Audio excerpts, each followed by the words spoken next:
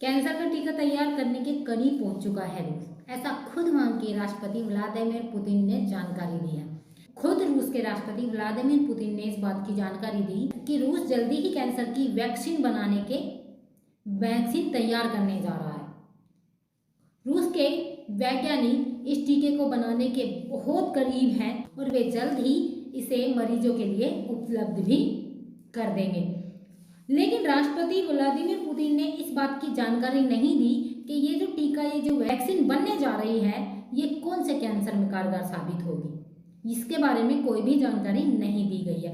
वैसे हम लोगों के लिए बहुत अच्छी खबर है कि अगर कैंसर का टीका बन जाता है, वैक्सीनेशन बन जाता है, तो हर साल इतनी जिंदगियां लील लेता है कैंसर। इस दुनिया के लिए सबसे ज़्यादा खतरा है कैंसर जैसी बीमारी।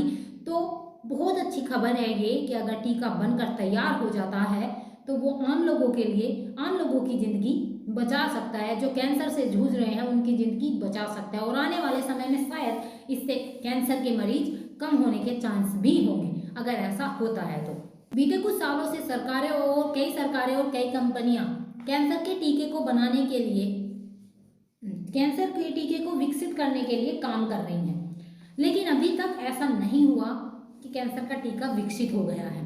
पिछले साल यूके सरकार ने 2030 तक 1 लाख लोगों तक पहुंचाने के लिए कैंसर उपचार के लिए नैदानिक परीक्षण करने के लिए जर्मनी स्थित बायोएनटेक के साथ एक समझौते की घोषणा भी की थी।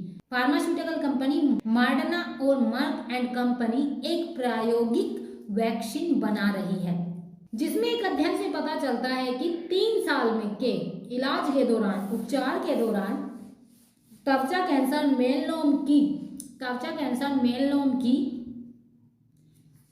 उसके उत्पन्न होने की पूर्णावर्ती या मृत्यु की जो संभावना है मरीज की वो आधी हो जाएगी। मतलब इस टीके के बनने से इस कैंसर में मृत्यु की संभावना जो है वो आधी रह जाएगी। तो अगर ये टीके उपलब्ध होते हैं लोगों के लिए तो ये इस बीमारी के लिए, कैंसर जैसी बीमारी के लिए कारगर हथियार साबित हो सकते हैं। जानते हैं कि कैंसर इस दुनिया के लिए कितना बड़ा खतरा है। विश्व स्वास्थ्य संगठन की cancer agency, international agency for research ने 2022 के आंकड़े से पता चलता है कि 2 करोड़ नए मामले कैंसर के थे और 97 लाख लोगों की मौत के मामले थे। अकेले भारत में 14,13,316 नए मामले थे कैंसर में। इसमें महिलाओं की अधिकता थी। अकेले 1,92,000 केस स्तन कैंसर के थे।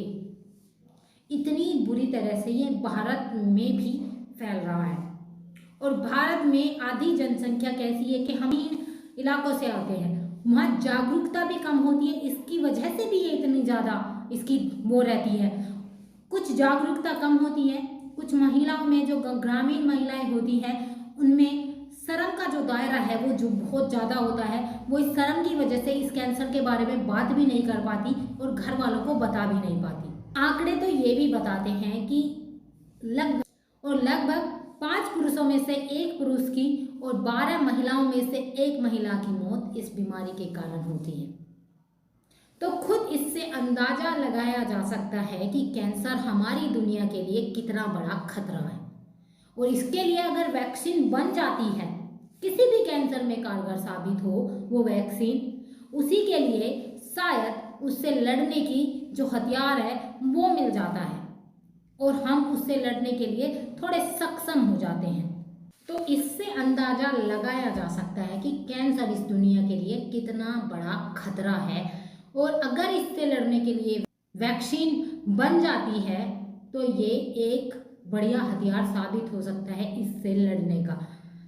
ये तो आने वाला समय ही बताएगा कि वो चीज़ें कारगर साबित होंगी या नहीं होंगी, लेकिन एक उम्मीद जग जाती है इस जैसी बीमारी से लड़ने के लिए। लोग जो इस बीमारी से ग्रसित हैं उन लोगों के मन में भी और डॉक्टर्स के मन में भी इस बीमारी से लड़ने के लिए एक नई उम्मीद जग जाती है। जब कोई कह देता है कि कैंसर वैक्सीन बनाने के हम करीब हैं तो एक नई होप आ जाती है और एक नई ऊर्जा के साथ हम इस बीमारी का सामना करने के लिए, डटने के लिए तैयार हो जाते हैं।